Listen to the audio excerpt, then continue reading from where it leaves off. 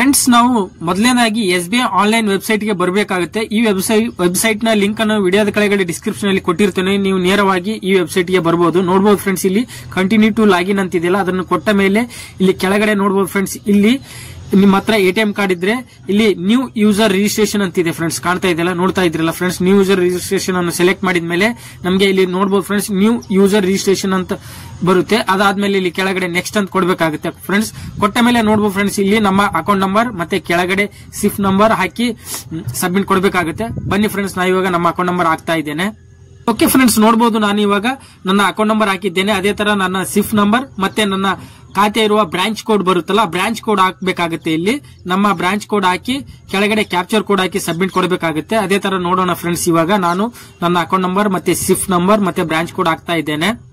ಇಲ್ಲಿ ನೋಡಬಹುದು ಫ್ರೆಂಡ್ಸ್, ಇಲ್ಲಿ ನಮ್ಮ ಕಂಟ್ರಿ ಸೆಲೆಕ್ಟ್ ಮಾಡಬೇಕಾಗುತ್ತೆ. ಕಂಟ್ರಿ ಸೆಲೆಕ್ಟ್ ಮಾಡಿದ್ಮೇಲೆ ಇಲ್ಲಿ ನಮ್ಮ ಅಕೌಂಟಿಗೆ ಯಾವ ಮೊಬೈಲ್ ನಂಬರ್ ಲಿಂಕ್ ಇರುತ್ತೆ ಮೊಬೈಲ್ ನಂಬರ್ ಹಾಕಬೇಕಾಗುತ್ತೆ. ನೋಡಬಹುದು ಫ್ರೆಂಡ್ಸ್, ಇಲ್ಲಿ ಮೊಬೈಲ್ ನಂಬರ್ ಹಾಕ್ತಾ ಇದ್ದೇನೆ.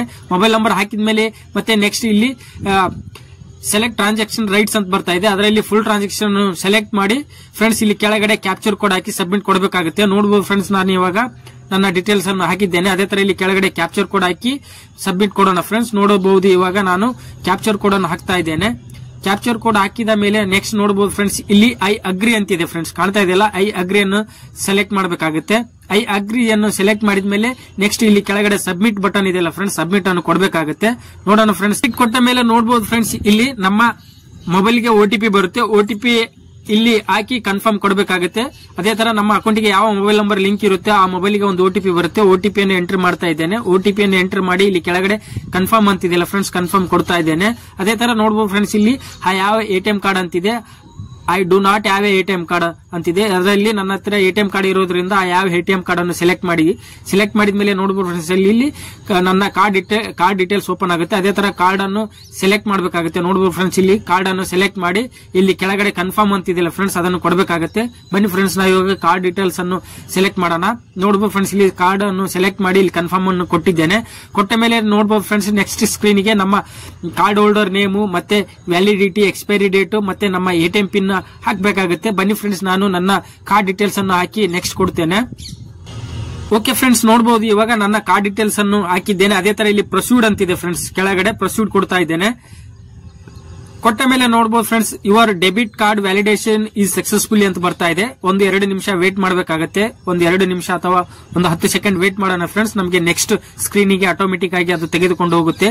ಇಲ್ಲಿ ವೇಟ್ ಮಾಡಬೇಕಾಗುತ್ತೆ ಫ್ರೆಂಡ್ಸ್. ನಾವು ಇವಾಗ ವೇಟ್ ಮಾಡಿದ್ಮೇಲೆ ನೋಡಬಹುದು ಫ್ರೆಂಡ್ಸ್, ಇಲ್ಲಿ ನಮ್ಮ ಯೂಸರ್ ನೇಮ್ ಮತ್ತೆ ನಮ್ಮ ಪಾಸ್ವರ್ಡ್ ಅನ್ನು ಸೆಟ್ ಮಾಡೋ ಸ್ಕ್ರೀನಿಗೆ ಬಂತು. ಅದೇ ತರ ನಿಮಗೆ ಯಾವ ಯೂಸರ್ ನೇಮ್ ಬೇಕೋ ಆ ಯೂಸರ್ ನೇಮ್ ಅನ್ನು ಹಾಕಬೇಕಾಗುತ್ತೆ. ಅದೇ ತರ ನಾನು ಇವಾಗ ನನ್ನ ಯೂಸರ್ ನೇಮ್ ಅನ್ನು ಸೆಲೆಕ್ಟ್ ಮಾಡ್ತಾ ಇದ್ದೇನೆ. ಓಕೆ ಫ್ರೆಂಡ್ಸ್, ನೋಡಬಹುದು ನಾನು ನನ್ನ ಯೂಸರ್ ನೇಮ್ ಹಾಕಿದ್ದೇನೆ. ಅದೇ ತರ ಇಲ್ಲಿ ಕೆಳಗಡೆ ನ್ಯೂ ಲಾಗಿನ್ ಪಾಸ್ವರ್ಡ್ ಅಂತಿದೆ. ನನ್ನ ಲಾಗಿನ್ ಪಾಸ್ವರ್ಡ್ ಅನ್ನು ಸೆಟ್ ಮಾಡಿಕೊಂಡು ಸಬ್ಮಿಟ್ ಕೊಡಬೇಕಾಗುತ್ತೆ. ನೋಡಬಹುದು ಫ್ರೆಂಡ್ಸ್, ಇಲ್ಲಿ ಟರ್ಮ್ಸ್ ಅಂಡ್ ಕಂಡೀಷನ್ ಅಕ್ಸೆಪ್ಟ್ ಮಾಡ್ಕೋಬೇಕಾಗುತ್ತೆ. ನೋಡಬಹುದು ನಾನು ಇವಾಗ ಟರ್ಮ್ಸ್ ಅಂಡ್ ಕಂಡೀಷನ್ ಅನ್ನು ಅಕ್ಸೆಪ್ಟ್ ಮಾಡಿಕೊಂಡು ನೆಕ್ಸ್ಟ್ ನಾನು ನ್ಯೂ ಲಾಗಿನ್ ಪಾಸ್ವರ್ಡ್ ಅನ್ನು ಸೆಟ್ ಮಾಡ್ತಾ ಇದ್ದೇನೆ. ನೋಡಬಹುದು ಫ್ರೆಂಡ್ಸ್, ಇಲ್ಲಿ ಕೆಳಗಡೆ ನ್ಯೂ ಲಾಗಿನ್ ಪಾಸ್ವರ್ಡ್ ಅಂತಿದೆಯಲ್ಲ, ಅದನ್ನು ಸೆಟ್ ಮಾಡ್ತಾ ಇದ್ದೇನೆ. ಇದೇ ತರ ನೀವು ಕೂಡ ನಿಮ್ಮ ಯೂಸರ್ ID ಪಾಸ್ವರ್ಡ್ ಅನ್ನು ಇಲ್ಲಿ ಸೆಟ್ ಮಾಡ್ಕೋಬಹುದು. ನೋಡಬಹುದು ಇವಾಗ ನನ್ನ ಯೂಸರ್ ನೇಮ್ ಮತ್ತು ಪಾಸ್ವರ್ಡ್ ಹಾಕಿ ಇಲ್ಲಿ ಕೆಳಗಡೆ ಸಬ್ಮಿಟ್ ಅಂತಿದೆ ಫ್ರೆಂಡ್ಸ್. ನೋಡಬಹುದು, ಅದನ್ನು ಕೊಡ್ತಾ ಇದ್ದೇನೆ.